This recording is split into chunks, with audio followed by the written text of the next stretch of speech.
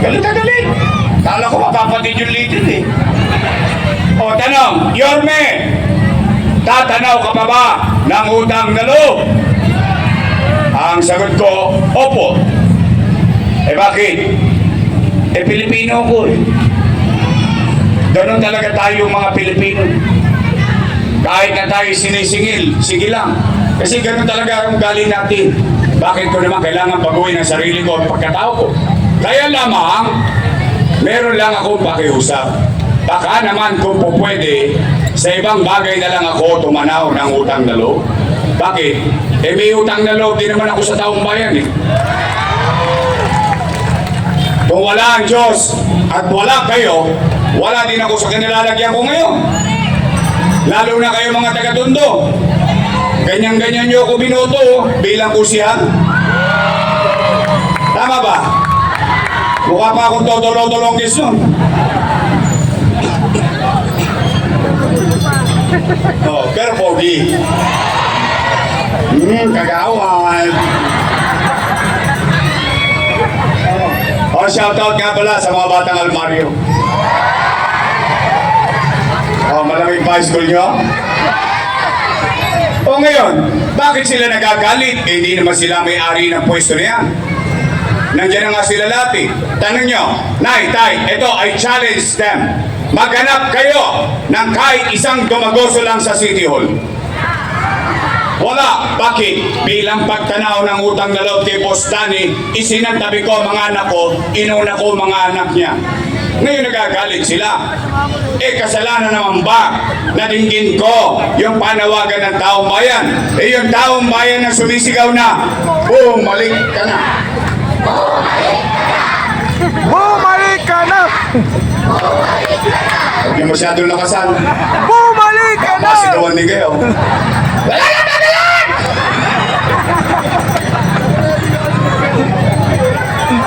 Napanood nyo? Bumalik ka na! Napanood nyo? Nagulat ako eh. Parang hindi doktor. Eh, Nagtitinig! nagagalit.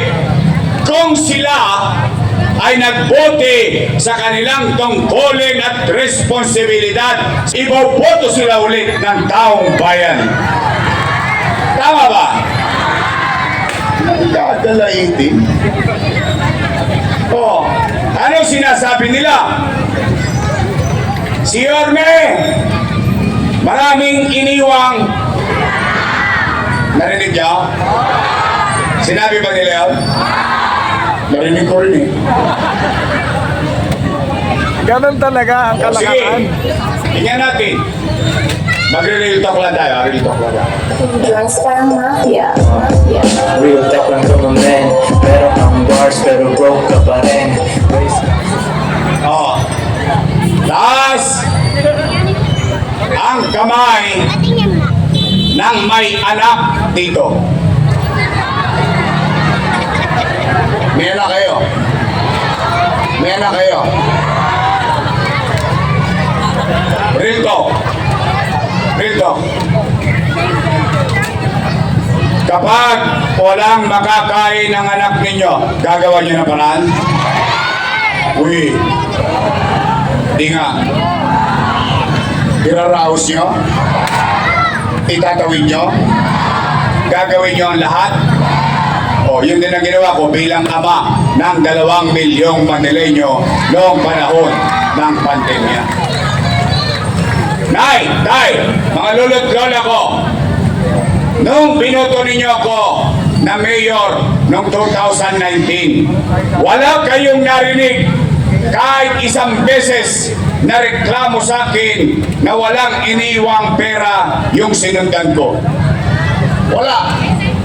Anong ginawa ko? Bumoto na kayo ng mayor eh. E di cargo ko na lahat ng responsibilidad nun. Tama, mali? Wala kayo nakitang sinisikot, tinuro ko ang daliri ko sa iba. Ang una kong ginawa, nilinis ko ang Maynila. Dinisiplina ko ang Maynila. In fact, yung nangyayari sa Maynila became national policy ng DILG. Tapos lahat ang Tolonges, yes, si Junior Ribay, lahat ng Tolonges dito sa Maynila, kinakalawit namin. Umangat na tayo, papalipad na tayo, bigla tayo nabangga. Boom! Panis. nagkaroon ng pandemya. Anong epekto ng pandemya? Wasak ang ekonomiya. Walang ekonomiya, walang hanap buhay. Walang hanap buhay, walang trabaho. Walang trabaho, walang pizza. Walang pizza, walang chicha. Tama mali? Pero kayo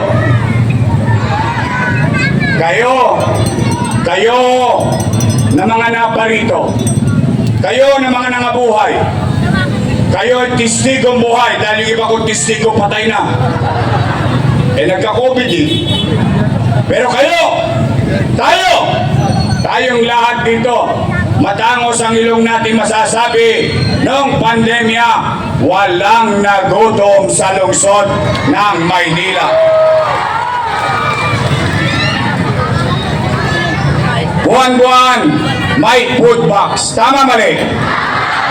Hindi pa nga nauubos yung food box, dumarating na naman yung food box.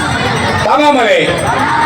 Mayaman, middle class, mahirap, per family, not household. Dahil sa isang bahay, minsan 2 pamilya, minsan 3 pamilya, kaya 2 o 3 food box sila. Tama mali?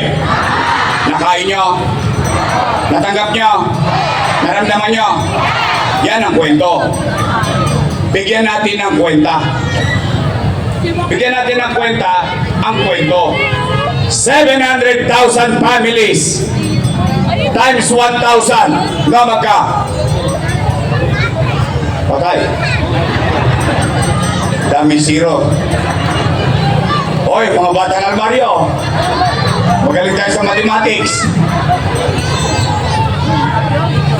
700 milyong piso. Malaki pera? Malaki? Malaki. Times 8. 8 times 7. 5.6 billion. Malaki talaga. O, nasaan ang 5.6 natin? Chinicha, niluwa. Wala na. Gone with the wind. Pero ang tanong, nakain natin? Natikman natin? Naramdaman natin may gobyerno tayong masasandalan? Talaga? Pagkain pa lang yan. Hindi ko pa binabanggit yung 1,000 na kakap. Naalala nyo, namigay tayo ng tigwa 1,000 per family. Oh. Plus 700 million. 6.3 billion piso. Nay, tay, taas ang kamay na nag-aaral ang anak dito sa public school. Nag-aaral mga anak nyo? O, nay, tay, nung pandemya, anong sinabi ni Secretary Liling Briones? Secretary of Education, ano sabi niya? We will cancel face-to-face classes. Tama mali? Takot na takot yung tatay. Takot na takot yung nanay. Bakit? Wala na nga trabaho. Wala na nga mga chicha. Bibili pa ng tablet. Tama mali? Pero hindi. Bakit? Dahil lahat ng estudyante sa Maynila, 110,000 na tablet pinamigay ng gobyerno ng syudad ng Maynila. Nagamit nyo? Talaga? Hindi lang tablet, pati internet. Tama ba? Si teacher, 10,300 teacher, 11,000 laptop ang binili natin. Si teacher, may laptop na, may internet pa. Si estudyante, may tablet na, may internet pa. Nakaraos ang pag-aaral ng ating mga anak noong pandemya. Tama mali? Nomad ka, 1 bilyong piso. Yung gamit, yung internet, 300 million pesos. 6.3 plus 1.3, 7 point, ang 5. Sumbong kita sa teacher mo. 7.6 billion piso. Nay, tay, wala pa dyan. Remdesivir, tocilizumab, molnupiravir. Dang-dang libo ang halaga ng isang gamot. Mabuhay lang ang isang pasyente na may COVID-19 na taga Maynila. Nay, tay, wala pa dyan yung AstraZeneca. Nay, tay, wala pa dyan. Noong pandemya, para tayo naging adik, tamang hinala tayo. May umuubo lang. At yun, may COVID. Tama mali. Namaga ang ilong natin. Bakit? Ang testing sa Maynila, 1-2. 1-2 sawa. Tut-tut dito, tut-tut-tut. Tanong, may gastos pa ang taong bayan? City of Manila. Nay, tay, habang tayo kinakaharap ang pandemya, tinatayo at natayo at natapos Condominium 1, Condominium 2, Pinondominium 1. Ayun lang sa Kodli makikita nyo pa. Yung Condominium 1, kila Bobby Hernani nyo makikita yun. Pasig Community, San Lazaro Residence, San Sebastian Residence, Pedro Hill Residence, all 20-story, fully air-conditioned, at 20-story, 15-story housing. Bakit ko paborito ang housing? Bakit? Mahirap maging squatter, mahirap mangupahan. Ilang beses kami napalayas dito sa Delpan, diyan sa tahimik, sa Maisan.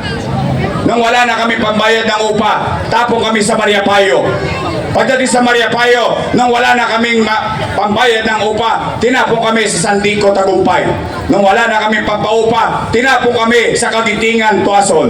Nung wala na kami pampaupa, tinapong kami sa Santo Niño, Moriones. Nung wala na kaming paupa, nakakita nanay ko ng lupain. Naging gardener ang nanay ko.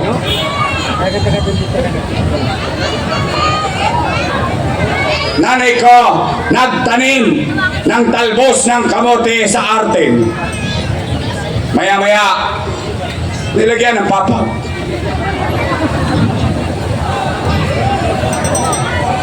Yung papag, nilagyan ng bubong. Matapos ang sinulanggo, yung bubong nilagyan ng dingding. Yung dingding nilagyan ng pintuan. Talbos ng kamote tinanim, bahay ang tumubo. Diyan sa Mabuhay Street. Wow! Tama ba? Ako, pagmulat ng mata ko, parola na nakita ko. Kaya nga ako dito nag-aral sa Tulungan Center eh. Oh, shout out sa mga nakaka-relate na Tulungan Center to nung araw. Oh, yan. Yan ang mga antigong taga-Delpan. Dito ka mag-aaral muna bago ka mapupunta sa Almario. Tama mali? O, nay, tay. Paseco Hospital. 3 years nang tapos bago ko umalis. 3 years na akong wala. Sarado pa rin. Ngayon, mapagtanong po ninyo, hindi po ako doktor. Sila'y doktor. Nay, tay, 10-story, fully air-conditioned, bagong ospital ng Maynila. Na may MRI machine, na may CT scan machine. Ang tanong, bakit hindi nagagamit ng tao ang mga makinang ito? Ang sagot, hindi ko alam, hindi naman ako mayor eh. Pero nandiyan ba yan? Bago ba yan? Magkano yan? 1 milyon? Hindi. 10 milyon? Hindi. By the hundreds of millions of pesos. Daang-daang milyon ang halaga niyan. Bakit? Mahalaga ba yan sa isang may sakit? Opo. Lalo na ang pobre. Biri mo, may sakit kang nararamdaman, hindi mo pa alam kung ano, idadiagnose ka pa lang, mamamatay ka na. Dahil ang presyo ng CT scan, 7,000. MRI, 15,000. 30,000. Ano sasabihin ng nanay? Okay lang ako, Dok, huwag ka mag-alala, ikakain ko na lang. Kaya ano nakukuha ng masakit na mahirap? Himaspirin. Himaspirin. Gagaling ka rin. Gagaling. Yakap Sol. Tama mali. Onay, tay. Yan. Ito naman. 10-story, fully air-conditioned Albert Elementary School. 10-story, fully air-conditioned Manila Science High School. 10-story Magsaysay High School. Bago ko umalis, 5th floor na. Nakaalis na ako 3 taon, 5th floor pa rin. Tingnan po ninyo sa Espanya. Pangapat, 10-story, fully air-conditioned public school, Rosauro Almario Elementary School. Eh bakit ko ginawa? May nagsabing babae, kulay puti ang buhok. Sobra-sobra.